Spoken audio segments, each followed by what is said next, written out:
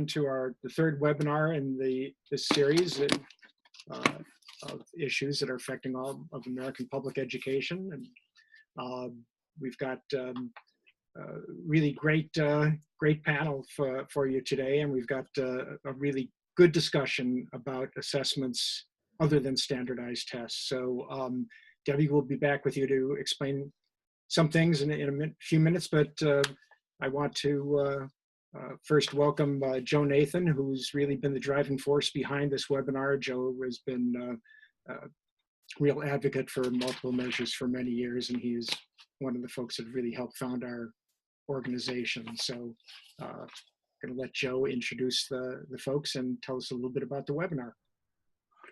Great, thanks Steve, and thanks to all of you who've tuned in. My understanding is that somewhere between 150 and 200 people from around the United States are joining us today. Let me tell you what this is and is not briefly, and then we'll go ahead. What this is a discussion about some of the very best things that people have developed over the last 30 to 35 years about assessing the actual performance and the actual knowledge of young people, going far beyond standardized traditional tests. So we're not going to debate standardized tests today. We're going to talk about some wonderful things that educators throughout the United States at district, alternative, and charter have developed. So that's really what it's about. We have people who are pioneers, people who worked on these things for many years.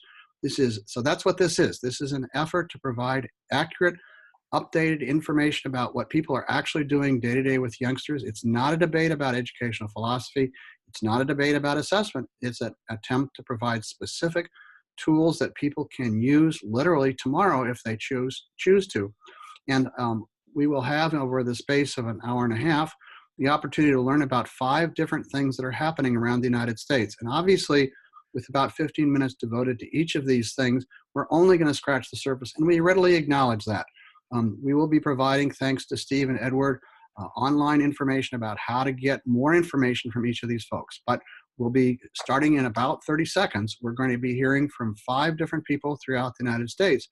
And it's fitting that we would start in New York, where some of the finest alternative and innovative ideas developed. And one of the people who has been a pioneer for more than 40 years at this, and we're delighted and honored that she would join us, is Deborah Meyer.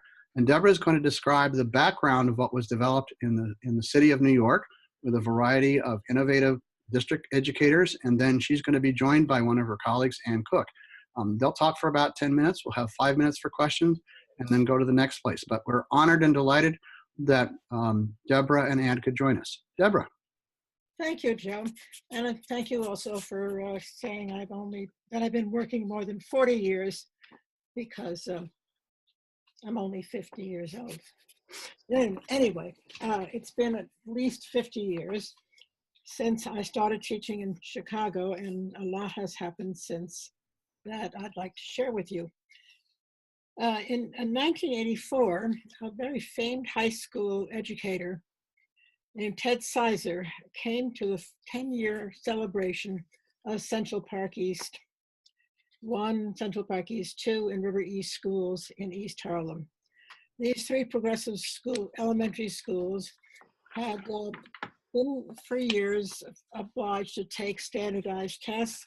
And while we didn't spend much time, we did in the last week or 2 teach them a little about how to bubble in.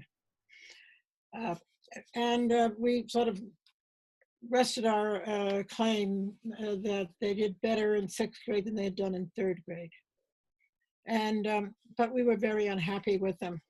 So when Ted Sizer came to our school on our 10th year anniversary, he proposed to all of us, parents, students, and teachers, that we start a secondary school starting in 7th to 12th grade. The idea went viral in our community, and everybody said, yes, yes, yes, we need to do that. Yes, yes, yes.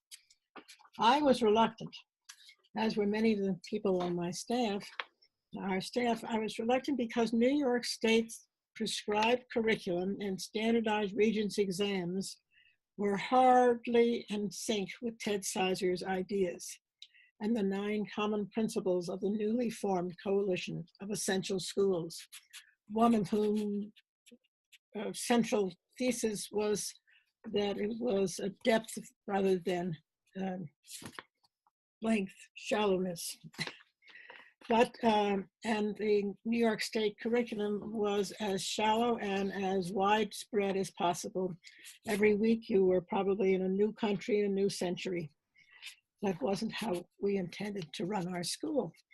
But with his help, we got a waiver, due also to the fact that there was a remarkable state superintendent at the time named Tom Sobel. It practically freed us from everything and shared with, and started with grades in the fall of 1985 with an open slate to do what we wanted. About half of our seventh graders had attended one of our elementary schools, and the other half came from East Harlem schools. They were a typical East Harlem population. Freed from the Regents exams and their specific curriculum mandates, we had now to invent our own plan, and we did. They not only satisfied in the end the many external reviewers and experts who looked at them and who were impressed, they also satisfied the families and teachers, but they were a hit with the colleges also. The graduates found that when they were interviewed for colleges, that our reputation for a really classy education had reached them too. They helped the staff develop curriculum. That the most important problem in our course was to figure out on what grounds students would graduate. And because we needed graduation definition of a graduate to be one that was would be held to all of our students, although each in their own way, and which would satisfy their future ambitions of all our students, as well as our own definition of what it meant to use your mind well. What were the lifelong habits of mind that a good curriculum and a good school should help develop? The curriculum was designed to meet both the standards spelled out, and the staff developed rubric, and also provide both teachers and students with choices. They mandated in-depth knowledge and presentation skills, both written and oral. Note how rarely any graduation process reminds us that we really present ourselves in the larger world largely orally. And they involved collective judgment by a committee of adults, faculty and family, and external experts regarding its quality, the quality of the students' material and presentations. Students brought to these committee meetings a large portfolio. They presented them to their committee a week beforehand at least, a portfolio full of examples of their written work, and one of which was then presented orally to the committee. And we later on added a 10th grade student to the committee, and that was a great help because it also helped prepare our 10th graders for what they would later on be asked to do. Work that did not meet the committee's passing judgment, you had to come back again without any loss of credit or shame until, and in fact, students often commented that one reason it wasn't so painful to not pass the first time was it was so clear to them what it was that the committee found fault with. They were part and parcel of the process. They owned the process. They set it up, they prepared the materials, they presented it, and they met with the committee to discuss its judgment and its opinions. The kids saw the whole system as a powerful tool for representing their own work and their competencies. It had, of course, an important impact on the work taking place before 7th grade on our elementary schools. Just as they had helped inform the high school work, so indeed did the high schools impact back on the work of our schools. And it soon influenced the elementary schools, not only ours, but others throughout the city. Students who came back to CPS years after almost always looked back on their graduate finals with pride. I might mention, by the way, that one way we sold it to parents was that it reminded, that it was somewhat like the oral exam that you went through for a PhD. And we even presented some examples of those so they could see that this was not dumbing down, this was elevating their students. They prepared them, which, well, they said, for college work and impressed the faculty as well. They were such a hit that it seemed obvious that we should be the only ones allowed to follow this path. And now we're going to hear from from Ann Cook, my colleague from Ann Cook, who took these and brought them to scale in New York City. Thank you. The most important part of this system, which we developed, is that it's practitioner developed, student focused, and externally assessed. That has a lot to do with our feeling that what's important is that the work grow out of the curriculum, and that it's not something that's published by some test company and then given to the student. So what we're interested in is student ownership and teacher professionalism. And that's what we hope we've been able to develop. The assessment system consists of tasks. Every student, all the consortium students in the 38 schools are required to complete academic tasks. The content that they do, the analytic essay that they do, or the research paper in social science, or the science experiment, or the math, those are specific to the student, and every student participates in this. Individual schools can add on requirements, so some schools are international schools, they require students to show proficiency in native language, or some of the schools want students to demonstrate proficiency in creative arts. It's really about what students know and can do, and all of the requirements, all of the tasks have an oral component. So they have a written component, an oral component. In some cases, they have another kind of media, a film or a video or models or experiments, but they all have to defend the work, as Debbie was pointing out. It's similar to what a graduate student would do at a PhD level. So the important thing is that the teaching, it's not just about assessment.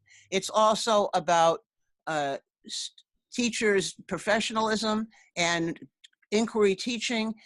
In these schools, the assessment is very significantly affecting the curriculum, in some cases the instruction, so that there's much more student voice, there's much more choice. Teachers are teaching much more in depth rather than covering material. You can go to the website, which is www.performanceassessment.org, and you can look at student work. Now, the work that's up there for student A, student B, and student C, we look at student A, something, or some of the students' work is available online, and this work has been put through a moderation study, which is a very important part of how we establish reliability. So the teachers will come together, they will regrade the papers, not their own work, but we have every year, and now we have it more often. Teachers coming together to regrade the papers, and then that information is sent back to the schools. We also look at the teacher assignments, and we use Norman Webb's depth of knowledge to do that, so that we're trying to see whether the assignments are challenging and so forth. Is there a way to see just a page or two from some of the assessments, some of the papers there? This is some of the student art that's been submitted for creative arts. There are also 2 films on there that you can look at. Here's a social studies paper on why did the civil rights movement happen when it did. That is an individual student, that's an individual student's work. That's not an assignment that everybody in the class would be doing. It would be a class on the history of the civil rights movement, and this would be the product. And if you go to the end of that paper, you'll see a lot of references, a lot of primary source materials, et cetera, that were used by the student in creating this paper. And then that work would be the subject of a defense that the student would be participating in order to complete the performance assessment. So there are rubrics for all of the, you want to show the math rubric, Ed? There's rubrics for all of the areas. The one for math is down at the bottom on the left. And these rubrics are created by groups of teachers. They are reviewed periodically every couple of years and changed if need be. But they all include an oral component that is also graded. The moderation studies that we do, there's a chart that, I don't know if you have it there, Ed, but there's a chart that kind of shows some of the evaluation on the math moderation that we just ran a couple of weeks ago. You can just see that teachers feel that this work really changes the curriculum design. It get new ideas for how to structure interesting projects for the kids. So they collaborate across the schools, and we have a number of schools. We have math exchanges, social studies exchanges, science exchanges, where teachers are coming together from different schools to look at student work and to look at material, literature, projects, and so on. So we have a lot of collaboration among the schools. If you want to look at who are the students, these are typical New York City kids at public schools in New York City.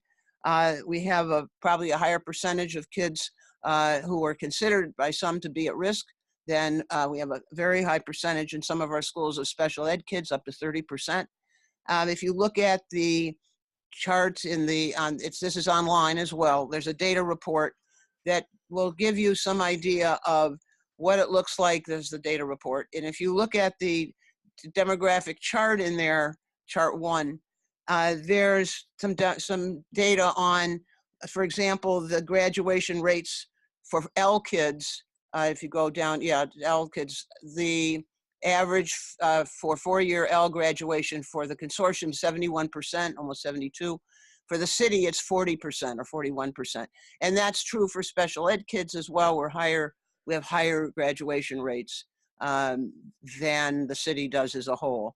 If you also look at what happens to the kids afterwards, if you look at the next page, Ed, there's a chart there that talks about college enrollment. This is based on data from the New York City Board of Ed, where they track rates at which they have targets. And you can see the targets at which the schools exceed college enrollment. So we have 83%. The city has about 60%. And this is, Ann and Deb, this is just absolutely fabulous work. In the 49 years I've been involved in public education, I think this is one of the very, very top examples of teacher professionalism focused on the best learning, teaching, and assessment principles I've seen anywhere. So again, it's up on the website. We want to be respectful of people's time. Let's take, if one person wants to ask a question of either Deb or Ann, let's take that, and then we're going to go on to the next people. But I want to be very clear, we understand we're only scratching the surface, but we wanted to introduce this to people and hopefully provide, because via the internet, more in-depth information. Does anyone want to ask a quick question? Sure. Ann, are you limited to these 38 schools, and could others join this? That's a question. That's the question we get asked all the time. It's really not up to us. We have procedures for how new schools would come in. It's a process that goes on. We have some pilot schools that are on a waiting list. It's really up to the Board of Regents and the State Ed Department. They control the numbers. So people are constantly writing to them, asking for them to be able to join. And our view of it is we're happy to work with schools and work with districts to help them either join onto us or to set up their own way of going about doing this. So it's not, the numbers are not up to us. The numbers are up to the state and the Board of Regents. Marvelous. Could you imagine this being mandated? No. I think that thank you for asking that, Debbie. One of the things that we do before a school comes into the consortium is to do a referendum vote in the school with the teachers and the administration, because actually you can't really do this work unless both of those groups are on board for it. So if you have teachers who want it and an administration that doesn't, or an administration that wants it and teachers that don't, it won't work, because it is a lot more work for teachers. It's a different kind of work. And what you find is that teachers do a lot more of developing their own curriculum.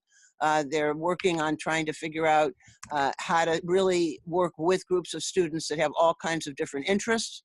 And that takes a lot of time.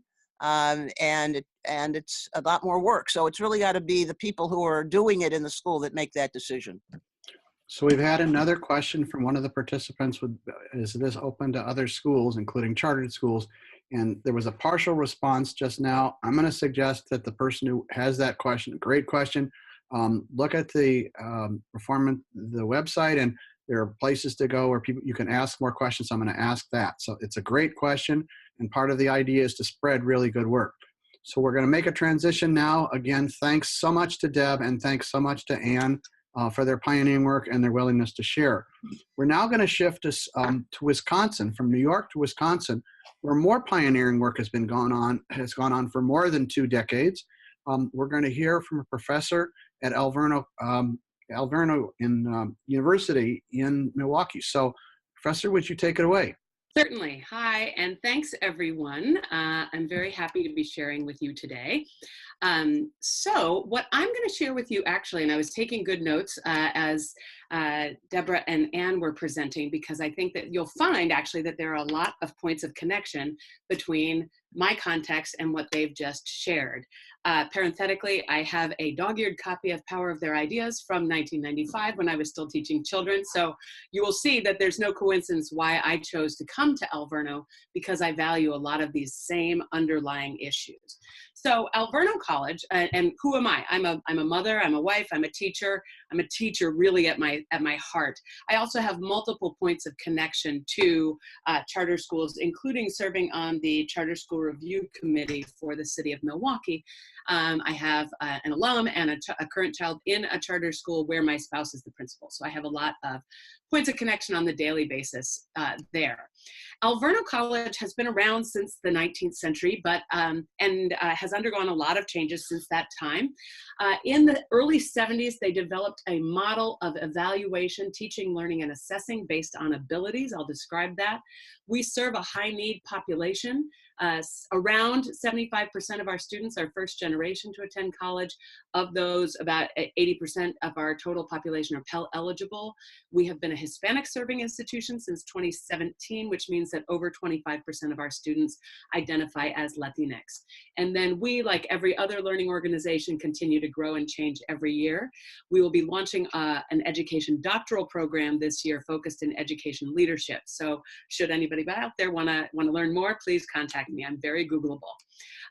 So like Deborah was saying, what does it mean to use your mind well, right? And at Alverno, we asked that question by saying, what's a person well prepared for life able to do? And since the 1970s, we've answered that question with a list of 8 abilities. And these are not just a beautiful, image of this awesome student that we can put on the wall.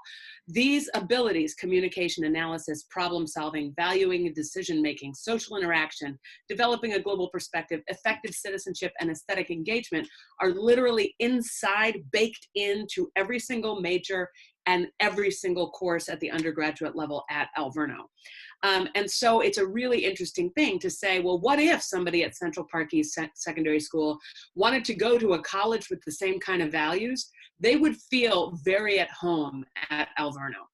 And so that means that when this idea is around, we have some role-alikes. In our local area, Woodland School, which is a non-instrumentality charter in Milwaukee that's existed since the 1940s, they now have 2 K-8 schools. This is a place that has adopted many of these values at the primary and middle school level. And then also at the high school level, middle and high school level, the Carmen schools, also in Milwaukee, use these exact same abilities at the high school level. And there's lots on their websites related to that work. So, and then also this has moved internationally. So I've been doing some work in the country of Argentina, where they are taking this framework at the Catholic University of Argentina in Buenos Aires. So what does it mean when we're really assessing people's abilities? And so, you know, this really pays off. We find that people say that Alverno graduates are really differentiated from other college grads in our area, in part because they've been taught in a way that prepares them for life. Deborah and Ann spoke about this being like a PhD dissertation. Absolutely, yes. And so what would that look like if somebody goes through college like that as well, that they then develop this professional poise, this ability to take feedback, and all of those kinds of things that makes them a delight to employ, honestly. It also is really anchored in this really, really deep practice of self-assessment, in which someone is learning the ability to observe, analyze, and judge their performance, and then make plans accordingly. Joe and others asked me to focus on a couple of these abilities and how we assess for these at the college level, but you'll find that the way that we do this literally could be applied to even primary schools tomorrow, because some of these criteria really generalize. And when Deborah said, for example, the majority of the way that we present ourselves to the world is via oral presentation, for that reason, every single undergraduate student in her first week of college needs to deliver a 5-minute speech, and we record that. She then learns to self-assess and receive feedback on that. That just sets the tone for a lot of similar development of her speaking ability over 4 years or more of time as an undergraduate student. So then that means that just like we saw before, I know that this is tiny, so I'll expand it on the slides to come. It means that we're looking at specific criteria for what one is doing when you are speaking, so that the student and her faculty can then self-assess and give feedback on her ability as a speaker. So for example, when we're speaking, we are perhaps developing how we're connecting with an audience through speaking on our feet. When we do that at the beginning level, level 1, we might be speaking to an audience with little reliance on scripted information. Or by the time we've practiced this more, we might be communicating with our audience. And that's because we get better at things over time. We also might need to establish and maintain context when we are speaking. And so how are we, again, going to start by giving a sense of focus and purpose, and then later, as we advance in our capacities as speakers, clearly articulate relationships between ideas and concepts. I know I'm racing through these things. It's just to give you a sense of how these work. So there are also criteria at 4 levels through verbal expression. How am I using word choice, style, tone? My effective delivery, how am I using gestures, body language, eye contact? How am I using my volume? How am I using appropriate conventions? Because as I mentioned, if I've got a primarily first-generation college student population, they might come from all kinds of different cultures and ways of speaking, and they need to know not that their family's ways of speaking are wrong at all, in fact, but that there are ways of aligning one's conventions, formal style, to the population that you're speaking with. How are you going to have a purposeful structure? How are you going to support a position or development of an idea? How are you going to create and use multimedia? How are you going to connect through original and appropriate content? And then lastly, and this goes with every single assessment for every single thing that we do at Alverno, how are you able to evaluate your own performance as, in this case, a speaker? And so when we take these 10 criteria together, we're really able to give people the tools to be able to develop their capacities as speakers their whole lives long, which is very exciting from the faculty perspective. But also, you might have noticed in that slide that I showed about the 8 abilities that we use, one of them is social interaction. Now, this is a huge one. Very few people give formal feedback on social interaction, and yet it really differentiates people who are going to be successful in life from people who continually get in their own way as colleagues, as parents, as neighbors, as citizens, as friends, right? And so if you never get formal feedback on your social interaction, you are in some ways hamstrung in your development. As we can see here with children, social interaction is something that shows up everywhere in the school day. And so at Alverno, again, there are multiple instances of social interaction assessment, our entire undergraduate coursework, but there's one that's very exciting. So I'm going to share that with you. And again, this particular assessment is only leveled at level 1 of social interaction, beginning social interaction at Alverno. And in this case, students in their first years are introduced to several social interaction analytical frameworks, and in specific, one for reaching decisions and completing tasks. For all of us, for example, if you're a school leader listening to this, you need to do this every single day. You've probably got colleagues with whom it is a pleasure to reach decisions and complete tasks, and maybe some colleagues who make that a little bit difficult. So that may be because those folks have actually never been in a position to receive feedback about how they engage in a group task when they are reaching decisions and completing tasks. So this is how we get students ready to show their social interaction ability. And how we do this is that there's actually a class. It's a 0 credit assessment class, but it shows up on every single major requirement, in which the student is introduced to this task-oriented model and participates in a simulation of recommending a candidate for directorship of a governmental agency. So in this, for example, there would be 4 students, and they have different materials related to this hypothetical selection. And in a task in which each of these students is observed by an external assessor for about 20 minutes, that person's task is just to be watching. Let's say that if there's somebody sitting over here in this corner, their whole job is to watch this student. Simultaneously, there's another assessor watching this student so they can see how is she engaging in this task. Then after about 20 minutes or 25 minutes of this simulation, which is a conversation between these 4 people, they close up the conversation. Each of them gives peer feedback to the other 3 people based on their social interaction criteria.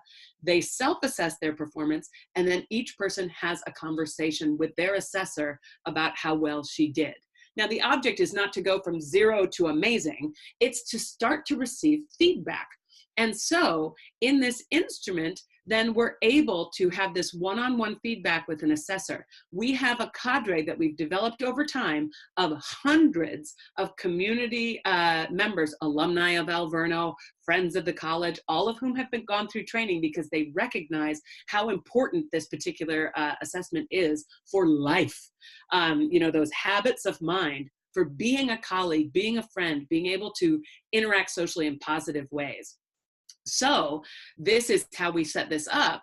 And then we have this conversation with the student afterwards about how well she did. If she stayed silent for the majority of the time, that's not okay for her in life.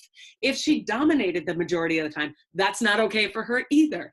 If she did some of the criteria, for example, for social interaction, if she offered opinions, sought information, summarized the process, all of these are very explicit criteria. And if you email me, I'd be happy to share those criteria and how we give her feedback. But this idea is really what assessment is about. Assessment comes from the Latin root assidere, to sit down beside. And so when the student and the assessor are using the same set of criteria to self-assess and provide feedback, that is a kind of model that changes lives. And it's very exciting because feedback then is the teaching.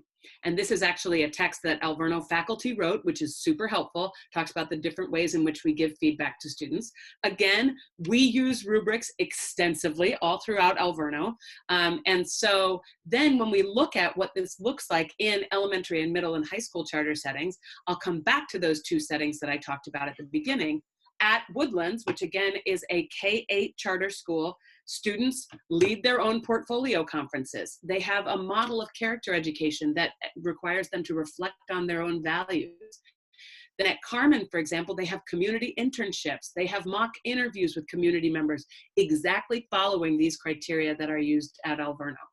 And so I am available for follow-ups. I'm really, we can certainly have some questions now, I know, but it's really been a pleasure to be part of this. I'm so excited to share these values with other people who are in this same space.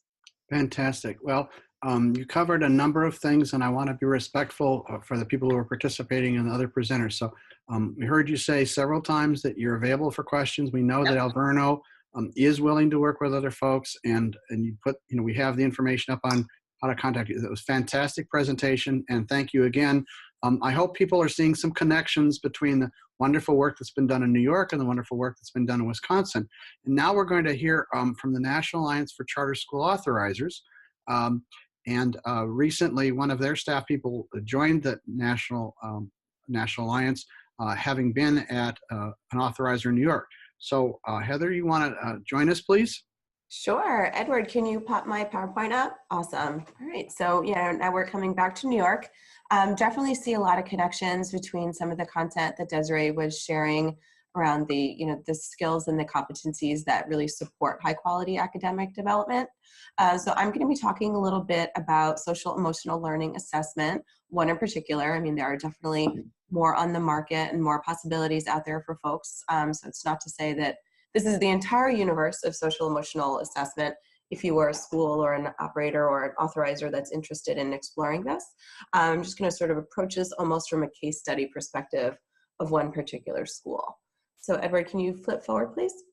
So a little bit of background, as Joe mentioned, I became acquainted with this particular school in my previous role. I was the director for new charters at the SUNY Charter Schools Institute. Just to give you really quick little bit of background about how assessment and accountability and how these alternative measures kind of comes up within this context is all new charter applicants, as part of their proposal in response to an RFP, have to provide the authorizer with what their draft accountability framework might be. So in New York, there are a number of standard measures, math, reading, graduation, things like that that are non-negotiable. But there's a process typically within the first year of operation where the operator and SUNY staff will sort of negotiate and see if there's some room for, for flexibility, particularly if it's a very thematic program, if it's a program that has a very clear mission, if there might be other pieces that might be really applicable and important to measure and report on. So typically, in my experience, those are most often geared to things like language acquisition for dual language programs and things like that. I would say far less than half of the school operators do opt to include these additional accountability measures. I think that we might see a shift in that over the next few years as SUNY and some partner authorizers are really highly engaged in figuring out these sort of co-academic measures of school quality. All right, Edward, next, please. Perfect. So, when I first heard about this webinar, and folks were asking, what else is there besides sort of state assessments to show that a program is really effective and meeting the needs of its kids, I thought immediately of this school, Bella, which is the Brooklyn Emerging Leaders Academy. They're a pretty new school. They're in their second year of operation right now. They operate in Bed-Stuy, Brooklyn.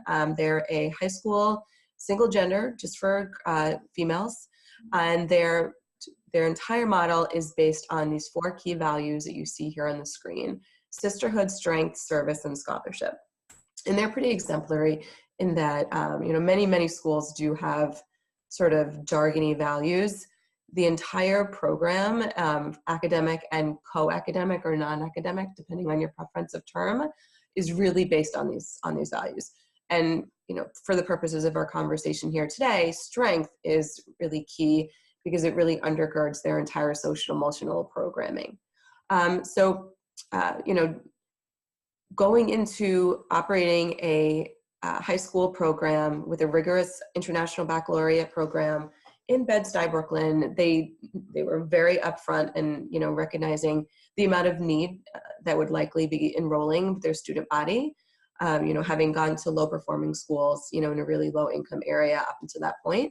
So they knew that they were going to need to really invest heavily in remediation and intervention, both on the academic and the social side, while also accelerating learning. So these girls can also meet these really ambitious graduation requirements and then matriculate and eventually graduate from college.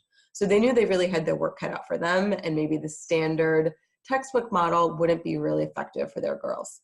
So they've invested a lot of time in terms of scheduling, a lot of time in terms of curriculum development, and then also the staffing to support really robust social emotional programming. So that looks like weekly advisory, that looks like weekly support groups. You know, it's pretty exemplary, and I will share some contact information for the school if folks are interested, you know, at the end of the discussion. So part of that, you know, going back to when I said, you know, SUNY does allow for schools to suggest, you know, these optional measures, it was very clear to the founders of Bella that they wanted to record the social emotional growth, you know, to demonstrate the value of all of that investment, and then also for their own purposes, not only to share those, you know, that growth with their authorizer, but also to continually inform and improve their programming at the school level as well. All right, Edward, next, please. So as I said before, there are multiple tools on the market, and as this is an emerging field, you know, I think that this is much more nascent than maybe some of the others that we've discussed already, and probably will for the rest of our time together. For many reasons, they selected the Devereux Student Strengths Assessment System. This has been based on a really long-standing research base, largely centered on resiliency. And this, the Bella founders also thought that this particular tool's prioritization of certain competencies really aligned very well with their values and their programming and their goals for their students. So the 4 components of this system, because it is more than just an assessment. I mean, that is that the screening and identifying focus areas and progress is a key component, but it also suggests and provides, you know, sort of really common sense strategies in reaction to that growth or areas of need. Provides a dashboard, you know, demonstrating those trends and, you know, and development over time, and then also feeding in very neatly to professional development for all the adults at the school that are all very, you know, very acutely involved in this programming for students. Right, next. So these are the competencies. I think there is quite a bit of overlap here with the sort of skills that Desiree had shared that Alverno is really prioritizing. So these are the 8 social emotional competencies that the Devereux assesses, you know, sort of on a quarterly basis. So self-awareness, self-management, social awareness, relationship skills, goal-directed behavior, personal responsibility, decision-making, and optimistic thinking.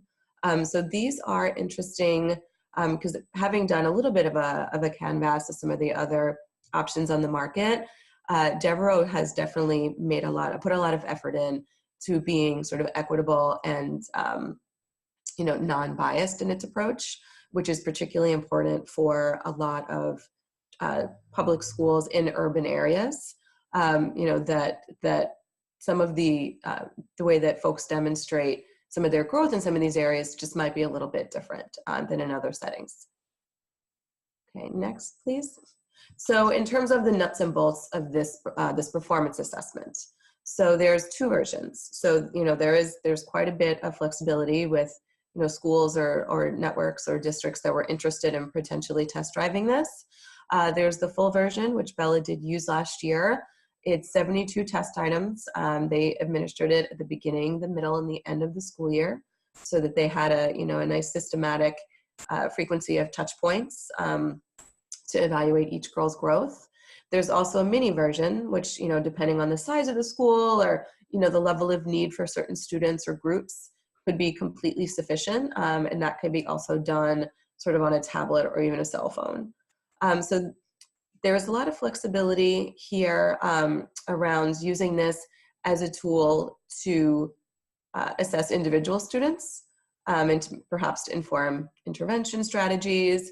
You know, students could get a report that is shared with their parents, you know, to show that the portion of their school week that is spent on this is paying dividends. It also could be used to assess the strengths, you know, or relative deficits of classes, cohorts, or groups, as well as also looking at if this is a good investment for the school's, you know, resources and time, or if they might want to adjust some of that advisory programming or their social emotional curriculum component. So there's a lot of utility here depending on the need of the particular school. And in terms of what this assessment actually does, it basically uses behavior rating scales. So there is typically a teacher or a leader or a trusted adult ideally that has a good amount of interpersonal connection with the student. They suggest not having a stranger or someone, some external person coming in, because that would definitely affect the validity of the results. So at Bella, typically it is the, the advisory or a staff member that is close to each of the students that was assuming responsibility for this. And I think I did see a question about what was the name of this again. The full name is the Devereux Student Strengths Assessment, typically just, sort of abbreviated to DESA. Abbreviated to what? DESA. Okay, thank you. Okay, so then what data or what insight does this produce? What are the goods? So the DESA produces a variety of scores. So depending on your role, whether you're the authorizer or if you're a teacher or you're the school leader, there's a lot there here that might be more or less, useful to you, especially in terms of what are you sharing potentially with the parents or the school community or the student themselves, depending on age. So the primary thing that, is probably most useful for sort of accountability or reporting purposes is this roll-up score, which they refer to as the social emotional composite. That is the sort of all-in score, looking at, those results at those three touch points over the course of the year, gives you that really high-level overview of the student's development across those 8 competencies. So that's the most comprehensive, obviously. Also, some students, depending on grade level, depending on background, might need a lot of support in some of those competencies, but could have mastered others.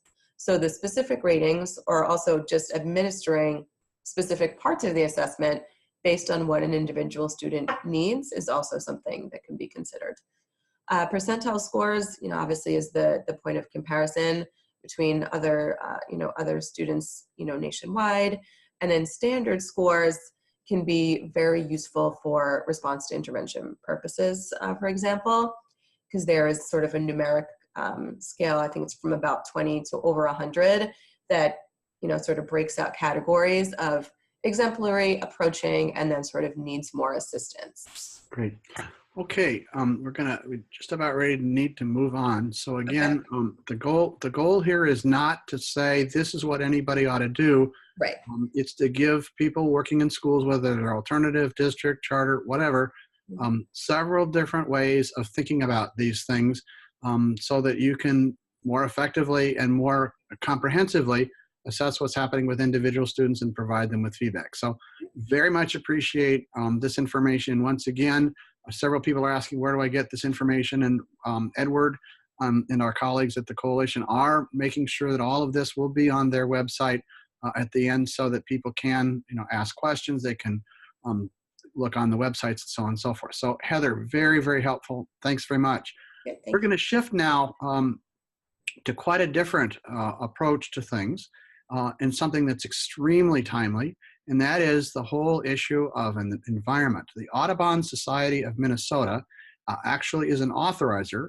Those of you in the charter world know what that means. Otherwise, it means that this is a group that receives proposals for people who want to set up a new chartered public school, and then decides which ones to work with, and then decides whether they can continue after a certain period of time.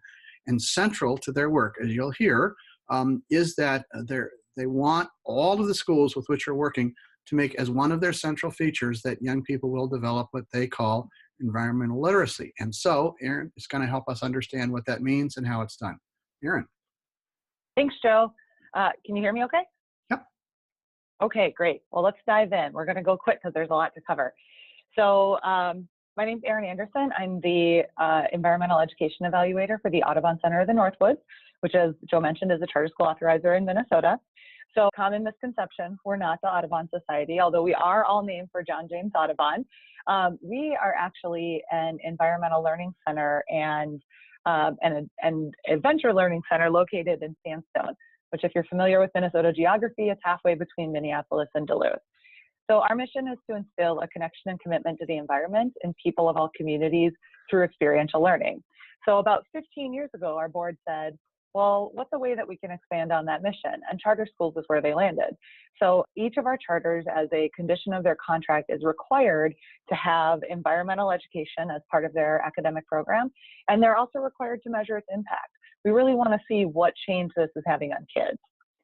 So environmental education looks really different in each Audubon school because they're very diverse. If you look at the map on your screen, you'll see that we have a charter school about 6 miles from Canada and one about 30 miles from Iowa. They're all different sizes. Our smallest is 20, our largest is over 1,000 students. It's nearly 9,000 kids, about 2/3 Indigenous and kids of color, about 2/3 kids who qualify for free and reduced price lunch, and 1 in 4 students is an English language learner. So because environmental education isn't just one thing, it's dependent on where you are, what resources you have available, the kids that you're serving, the teachers that are in your school. We know that measuring environmental literacy looks really different in every school. So the first thing Audubon had to do was figure out what it was that we should measure. And so we decided that if our goal is environmental literacy, and what we mean by environmental literacy is really, are kids able to make good decisions on behalf of themselves and on behalf of the natural world around them, the environment? We really want them to be able to accomplish 5 different things. So the first is having some awareness of their connection to the natural world, that nature impacts them and they impact the natural environment. The second is really building their knowledge of how systems and processes work and function. The third is developing appreciation and concern of the natural world around them. The fourth thing that we hope to see schools developing is kids' critical thinking and problem solving skills. So if they know something about the system and they love it, they want to think, what can I do to help preserve it or conserve it? And then finally, we want to make sure that kids have the capacity to act so that at the end of the day, we're creating environmentally literate kids. So I'm going to walk you through one measure that in each indicator area that our schools are using to determine whether or not kids are becoming more environmentally literate. So starting with awareness, one tool that, this is a hard one to measure, and I will admit to that, and so our schools have been pretty creative. And one tool that I think has been very useful is the use of drawing rubrics. Now, the one that I'm going to show you is not specific to this question, but it is a very good example of how you can use a rubric and students drawing to measure change in what those kids have learned about an ecosystem. So the rubric that's on your screen is one that I think it's Oxbow Meadows Environmental Learning Center in Georgia used. And they asked students to go out or to draw a picture of what a longleaf pine forest looks like. And they asked kids to do it before an activity, and then they asked them to do it after. And then it was essentially scored on this rubric. If any of these things appeared in the rubric, then they got a point for that. So I want to show you an example. So this is a picture that a student drew before. You can see that there's like 3 different species here: a tree, a plant, a rabbit, pretty flat ground. Those don't really look like pine trees to me. So then the student went out and did a half-day activity, and this is the picture that he drew afterwards. And you can see it has a ton more detail. And so if your goal was 80% of students are going to increase, the amount of detail by 25% from the before picture and the after picture, you can see that this student probably went from 3 or 4 points to 13 or 14. So you can see there was a pretty big impact just from that one activity. The second area that we measure is knowledge. Knowledge is typically the easiest thing for charter schools to measure, well, for any school to measure, because that's what we do. We teach and we hope kids are learning. But there are a couple tools out there that are specific to environmental learning, and I wanted to bring those to your attention. They're very easy to find online, and you can email me and I'll send them to you if you're unable to find them. The first is CPICS. It's the Children's Environmental Attitudes and Knowledge Scale. It was developed back in the 90s to really measure students' learning and change in 4 different domains, one of which is knowledge. So you could essentially pull out that knowledge piece if that's just what you wanted to measure, or use the entire thing. The second tool is from the Alliance for Climate Education. It's a student survey that's intended to be used for, they have a before and after that you can use for a climate change lesson or activity. And again, there's 4 different parts to that tool, and you can pull out just the section about knowledge, or you can utilize the entire thing to measure kids' knowledge. The third thing that we measure is attitudes of appreciation and concern. This area typically lends itself pretty well to doing a survey, and often it's like a before and after survey. Or I've also seen schools use nature journals and journal rubrics to measure how much do kids care about the environment. One really good example is the American Camp Association Affinity for Nature Scale. It's available online for a small fee. I think it's like $10 or something. It's very affordable. And essentially, it provides a couple of different ways for you to ask kids, all right, after coming to this school or participating in this activity or this lesson, did your affinity for nature, how much you like nature, spending time outdoors, change? So they've also got it organized to have students compare before and after the activity. Was this actually, is the statement that I like nature, I like being outside, more true or less true than when you first started? And if you have younger learners, tools like this can be really easily adapted by using a simple Likert scale that I have on the bottom there. That's just smiley faces. And I've seen this used with kids, you know, in 3 years old in preschool programs, and you can have them point, you can have them circle, you know, all kinds of different things so that you can really begin to measure change from those learners. So the fourth area that we measure is critical thinking and problem-solving skills, excuse me. And this area lends itself very well to integrating environmental education with English language arts and social studies, because there are a lot of writing activities and other projects and things like that that you can use to demonstrate your skills, or that students can use to demonstrate their skills. So the example activities that I have here can mostly be evaluated using a rubric. And you can be creative with your rubric in saying, you know, I want to specifically pull out, I want to see that students are focusing on XYZ environmental issue, or that they are able to compare and contrast 3 different solutions to environmental problems. And you can also look at things like, you know, are kids able, using math skills and science skills, can they analyze data? Can they look at sets of data and pull conclusions from it and make decisions based on that? And then finally, if they've got all those other skills, we're hoping that that means they have the capacity to act. And this is really trying to figure out whether or not kids feel like they can participate in the process. So some examples of things that you can do with students and use either a rubric or participation or project or presentations to really help students demonstrate their knowledge and their capacity include navigating political processes. So in Minnesota, we have a climate justice day at the Capitol. And it's really instructive to help students understand how they can get access to their representatives and their local senators, as well as teaching them how do you contact people on a local, in your city, in your state, in your county, as well as in Washington. We've had a lot of schools who have conducted food waste audits or done energy reduction projects, and that produces hard data. You know, the pounds of food that gets wasted goes down, or the electric bill goes down, or the gas bill, because of energy improvements that are made. You can also, students can participate in conservation-focused service projects, either as a group or independently, and students can demonstrate their capacity to act by proposing a project plan and carrying it out, presenting a final project presentation, or keeping a reflection journal throughout. And then finally, a big area is contributing to citizen science. I want to give a shout out to the University of Minnesota. They have a great curriculum called Driven to Discover that helps students participate in citizen science that's actually going on at the U of M. And each of those lessons has built-in assessment approaches that you can use to measure students' learning. And if you have an external person holding you accountable, like an authorizer, be able to communicate some of those changes. So I put my contact information up here. I'll share it in the comments section, and I'll also share a link to this presentation. Please reach out. I love to talk about environmental education evaluation. I spend a lot of time doing it, and I think it's really fun to be creative around how we measure these things. I'm also going to include in the PowerPoint the contact information for these folks who are working at the university level on research projects related to this. So the first one is really that drawing rubric. I borrowed that from Michael Densau. And so he'd be a great resource for you if you're interested in doing more with that.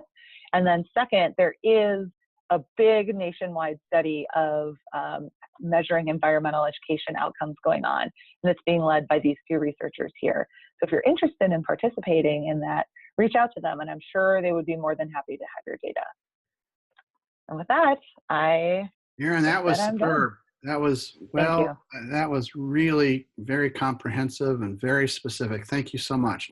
Okay, well, we will have maybe a little time at the end, but thank you again, Erin. And so now we move on to another way of thinking about a comprehensive approach to social emotional learning. Former superintendent of schools, district schools here in Minnesota, being a superintendent with several different districts. Mark, ready to roll? I am, thank you. I'm Mark Larson. I'm with the Hope Survey and also Ed Visions. And one of the things that I want to speak to you about is that we're working to increase strategies for hope and engagement. We've done most of our work with students, but we also want to work with staff. And so we're beta testing some staff work on this to also measure their hope. We find that in order to have students' hope and engagement, it's also helpful to have the staff feel that same way. Much of the Hope Survey work comes from Richard Snyder. He was the genesis of a lot of this. And in terms of research, most of the academic findings about hope are in the healthcare arena. More recent research on hope indicates just how important hope is for students on their educational journey. But one of the problems that we have in education is the old adage that's attributed to Peter Drucker. And that's the same thing, is that what gets measured gets done. So in education, what do we measure? Well, we have this whole alphabet soup of things, of different kind of testing that we do. And I'm not knocking it as being all bad, but when I was superintendent, we did the Minnesota Comprehensive Assessments. And I was very proud of the work the students had done. And in fact, the students had the highest percentage of students in the state that passed the science MCA test 5 years in a row. And 1 year, the students were in the top 5 in all 3 of the areas. And that's good. But I don't really think it measures the things that are the most important. And that's why I like the Hope Survey. It measures what I think is really important. When you think about your own individual children, and my wife and I have 3, we think about them, we'd like them to have high test scores. But more than that, we want them to have a sense of autonomy. And that Hope Survey measures this. And that's the opportunity for self-management and choice. And also with the Hope Survey, you also get strategies to increase autonomy for students. We also want our children to have a sense of belonging to their family, to their community, and to each other. The Hope Survey measures the depth and quality of interpersonal relationships with both their peers and their staff. So often in education, the things we measure, like standardized tests, we actually end up pushing students to have a goal orientation of performance. And a goal orientation toward performance leads students to compete for a finite number of grades, and it encourages students to perform on the test and then forget it and then move on. We would much prefer to have students have a mastery orientation. And this is about deep learning and being intrinsically motivated. Students want to learn rather than being forced into it. And the Hope Survey measures that as well. And then it also measures engagement. Rather than the scores on tests of exceed standards, meet standards, partially meet standards, or does not meet standards, the Hope Survey measures just how engaged students are in their behaviors and attitudes towards school, towards their school work, towards the school community. Engaged students obtain a deeper understanding and they have better retention. And you'll soon see just how students' sense of engagement has changed over the years. And all of this gets combined then into the Hope score. And this reflects the individual's ability to conceptualize goals, develop strategies to meet those goals, and initiate and sustain whatever it takes to meet them. And those are the things that we want for all children. And now there's a good way to measure them. And hope is important for the reasons that I mentioned as well, but students that have a higher level of hope see barriers as obstacles to be overcome. This is very similar to the work that's been done on grit and perseverance. It's about having the will to achieve your own goals, and then the strategies and the ways to get there. Grit, perseverance, and growth mindset, these are the reasons why hope is so important. According to Gallup, superintendents overwhelmingly say that hope is very important, and yet it's not something that we measure. Instead, we'll measure the MCAs or the ACTs or something like that. But we do have to do a better job of measuring it because that will be something that gets done. Likewise, the Gallup surveyed almost 1 million students, and this data is, well, it's disheartening at best. The data suggests that the students work more toward a goal orientation performance rather than mastery. And their engagement is just less and less. And I think this slide is, and I think this is really telling about just how quickly these things drop off. And we have to measure it and then do something about it. Because to me, I think ability, this slide is telling because we measure ability and achievement, but we need hope and will and engagement, because that's the engine of the ability, that's the vehicle. And without the engine, the students go nowhere. And so it seems to me that we are now on the cusp of a different age. We had the agricultural revolution, in which we worked on the farm and we worked with our whole body and with animals and all of that. And we left the farms, most of us did, and we moved into the industrial revolution, where we worked mostly with our hands. And then we left the farms and the factories, and we moved into the office, into the information age. And there we worked mostly with our minds. Well, I think we're on the cusp of a new age. And I think that new age is the age of the heart. Empathy, understanding, respect for diversity, and looking at some of the things that I think are really important to measure. Belongingness, goal orientation, engagement, and hope. Because I think that's the age that we're on. I think we're on the cusp of that new age. And so one of the things with the Hope Survey, it does measure the things that I think are really important. And I think that most people would think they're very important for their own students as well, and their children. So here's my contact information. I'll include it in the notes, and I'm happy to entertain questions. Thank you. Okay, thanks, Mark.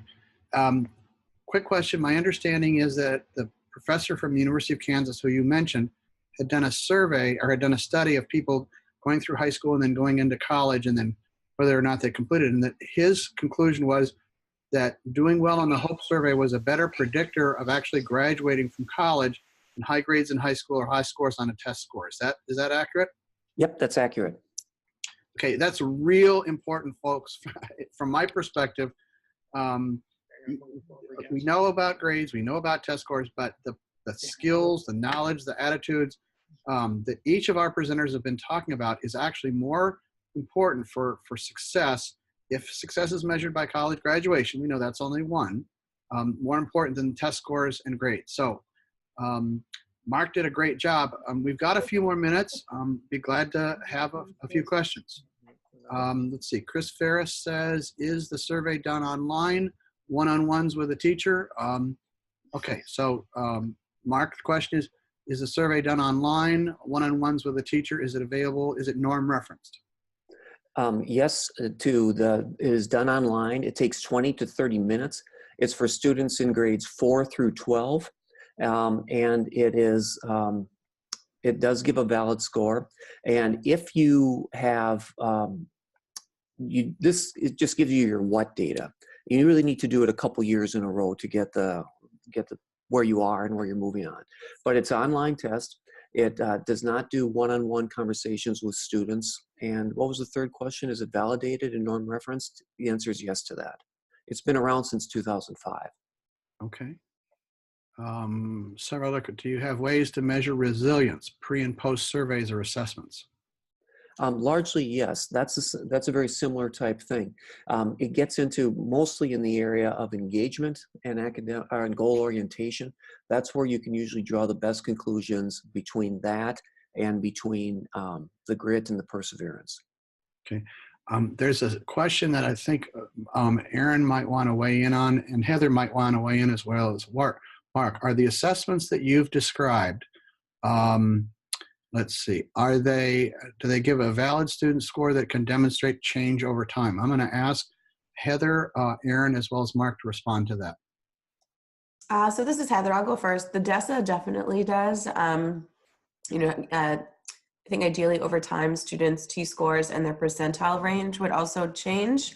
The one thing about social emotional learning that might be a little different from some of the other assessments we've talked about is that type of development is not always linear. So that's something that it might not always be an upwards trajectory, even if actual development is ongoing. Okay. Go ahead. And I can pop in next. So there are no standardized assessments for environmental education. There's no, norm reference testing that's out there. It's a testing, right? And it goes back to kind of what I talked about at the beginning of the presentation, is that EE looks really different, and the outcomes might be very different based on the age of your students, where they live, who they are, what they're bringing to the table with them. That said, you can definitely track over time. And those 5 indicator areas that I described, those actually come from what's called the environmental literacy ladder. It's sort of this loose hierarchy that students will move along, you know, from awareness to knowledge to attitudes of care and concern to skills, and then finally capacity to act. And so you can see, you know, hopefully if you have your students over a few years, their ability to act, you know, K1, 2, 3, those kids are going to be mostly acting in a teacher-driven setting or an activity that the teacher creates. Whereas you get older kids in upper elementary, middle school, and high school, and they can really drive change on their own. Wonderful. Professor, do you want to weigh in on some of this? The one person is asking, are there any good assessments on creativity? But so maybe you could comment on the creativity, but also comment on some of the assessments beyond the. Yeah, let's take one at a time. Are there good assessments out there that you all have identified about creativity? Sure. Well, I think it's interesting because, you know, as I mentioned at Alverno, we grow and kind of develop this model all the time. People argue about whether or not creativity should be an extra ability for us, or mindfulness. Also, that's a big conversation that we're having. And I think that where we're settling for now is that there could be criteria within these abilities that might emphasize, for example, creativity. It's so subjective that I think it would be interesting to say, for the person, Dennis, it looks like this is your question, to say sort of, how might you describe with observable criteria what you have in mind for creativity, and in what way it would show up? For example, might it be in the use of visuals to support a speech? And that I'm literally, actually right next to me is a wonderful book that's by Nancy Duarte that has to do with sort of creativity in public speaking with specific ideas about slide design. But that might be different from what creativity might look like in a problem-solving process, for example. And so I think that the way that we like to work with criteria for assessing things like that is to think about, well, how would I describe it? How would I describe it clearly enough so that I, as the faculty or mentor, and the student, her or himself, might be able to come to a consensus about that? So that would be, I think, one of my sort of, you know, the ways in which we would think about it. But for example, I'll actually put in the chat some examples of the social interaction criteria for effective social interaction around group facilitation for task orientation and interpersonal models. And so you can see that, you know, there might be some things in there that might be indices of what you have in mind for creativity. And so I'd be happy to answer other questions about that if you have them. Right. Deb Meyer, are you still with us? And I've enjoyed. Okay, great. The question of creativity is absolutely at the center of what you've been working on for decades. Do you want to respond to how you think the schools with which you're working have thought about that issue? Has it been more, well, all right. How would you say? I agree that it looks different in every different form. And I think, you know, it's like creative writing. And I used to think that always meant fiction, right? And I thought, what about an essay? Couldn't some essays be more? Any case, what I'm not looking at, I'm a little concerned with the question of developing a consensus. You know, and there are times in which I think it's a very useful idea. And there are other times that it worries me because it is precisely the continuous diversity of ideas from which creativity comes, and which is not developed, not aiming towards a consensus, but enjoying the continuous differences, some of which go back thousands of years and have never been resolved. And I think that's important too. Good points. Thank you. Okay, I'm looking to see if there are other questions. A continuing question is, will the slides and other material be available? So Steve or Edward, could you weigh in on exactly what's going to be available on your website, please? I want to make sure we're hearing it directly from you. What is going to be available that's been presented today, please? We're recording this webinar, so the entire recording of the webinar will be available, and we'll also send a link to all the participants today's webinar, a link to that, and it'll be available tomorrow. Okay, and then it'll be up there, so it's going to be left there. It'll be left there, yep. It'll be right on our website. I should say that each of the people has said that they either would be delighted to have questions directed specifically to them, or in the case of Ann Cook, she has referred us to the website that, again, was displayed earlier and will be displayed at the end of the session. Other questions that people would like to, it's a question about resiliency. Anybody want to comment about the assessment of resiliency?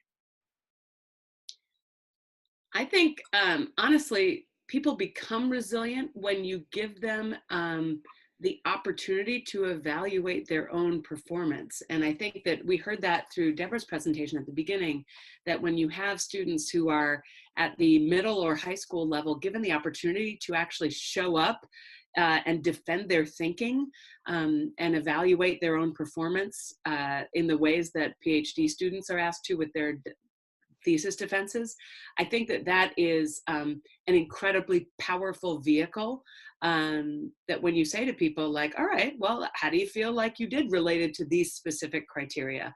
And that when you actually develop their capacity to self-assess, which like anything else that we learn to do in life is something that you need to learn how to do and then get better at over time. So Alverno has a rubric for self-assessing your actual ability to self-assess, which feels recursive and meta, but is really powerful. But I think that that idea actually builds resilience. Great. Can I add one thing about Please. the SPES process? When the student and the committee meet again, after the committee has decided whether they think the student passes, the student can argue with them and try to get them to change their mind. In other words, at all times, you're reminding us that nobody is the final authority on whether something is good or not. And your voice is important to have in that assessment. Great, thank you. There's a question about developing collaborative teacher exchanges similar to those with the New York Performance Assessment Consortium. I guess my brief response, and I'll ask others to comment, is that one of the reasons that we did this today, and thank you again to Steve and Edward, who have done an extraordinary job of complex technology that involving a number of different presenters, and just can't thank them enough. They're whizzes at this. But I think that part of what we wanted to do today was to make some introductions around the country. We've had about 100 people participate, it looks like. And obviously, you know, people are no longer bound by, well, I'll drive 5 minutes to this place or that place. But I mean, Alverno clearly is very, very willing to work with others. The performance, and specifically the professor who's joined us today, but Alverno as an institution has been very, very collaborative. We've had wonderful discussions over the last several months. Mark Larson, obviously very open and Ed Visions, very receptive, working with schools literally throughout the United States, aren't you, Mark? Isn't the group working with schools throughout the United States? Yes, we are. Mostly though in Minnesota and a lot of charter schools. Okay. And but it's not limited to charters. And oh, absolutely not. Yeah. And I mean, you yourself are a superintendent, have been a superintendent. Yep. In a traditional public school. Yep. Yep. So I think that there are opportunities, and I'm going to, in just a minute, ask Steve to say something about a meeting that's going to take place in Albuquerque this fall, where these issues are going to be discussed with people from throughout the United States. But, and I mean, be very supportive of the meeting, but you don't have to wait till this fall. Mark, it looks like you want to say something. Do you want to say something?